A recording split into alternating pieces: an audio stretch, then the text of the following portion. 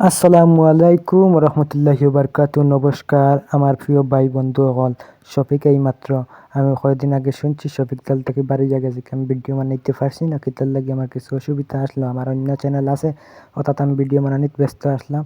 আর এটা তো আমি বেশ ভিডিও দিতে পারছি না, আমার বেতালা অসুবিধা হলো, তাহলে পারছি না আপনারা এখন ভিডিও দিয়ে। আপনারা অবশ্যই জানেন শফিক জেল থেকে বাড়াই গেছে, আমি বাক্কা কয়টা ভিডিও আছে শফিক জেল থেকে বাড়াই গেছে।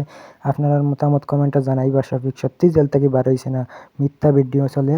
আপনারা অবশ্যই কমেন্ট বক্সে জানাইবা। আর চ্যানেলে নতুন হলে চ্যানেলটা সাবস্ক্রাইব করবা, ওলা শফিকের ভিডিও পাইবা, শফিকের নিউজ পাইবা। আপনারা অবশ্যই আপনারা চ্যানেলটা সাবস্ক্রাইব করবা। শফিক জেল থেকে বাড়াই গেছে।